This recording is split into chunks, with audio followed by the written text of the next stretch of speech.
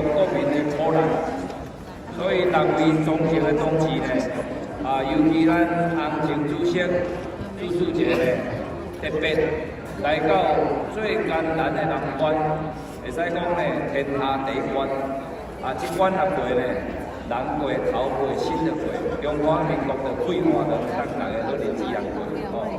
所以大家候选人立业奔波，会使讲是要为着台南来发声。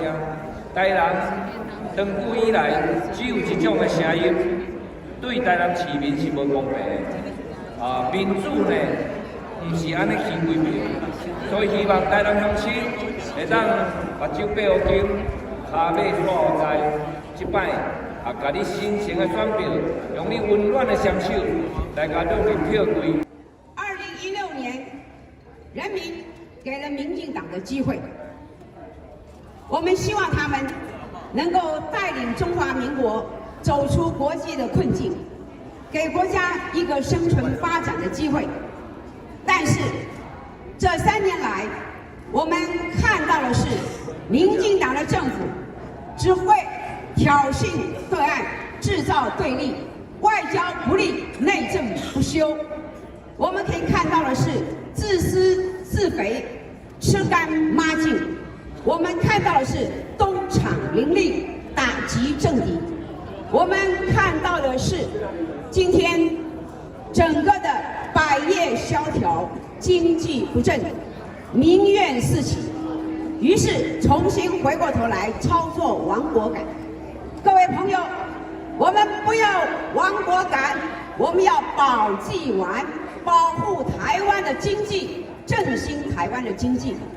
各位朋友，今天我们站在这边，有7位国民党在台南提出的立委候选同志，我们有共同的心愿，希望能够翻转台南，走出台南6都之末的困境。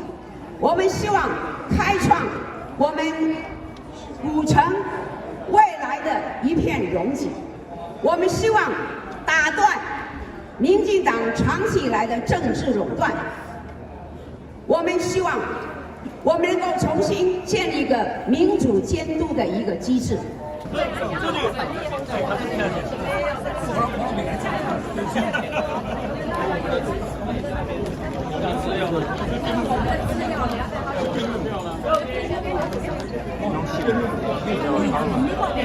这边啊，我们变不出来。等一下，快来技术高炮上去。动算，最后一，动算，最后一，动算，有一，最后一，动算。谢谢。李国良，动算，李国良，动算，李国良，动算，不良，李国良，动算。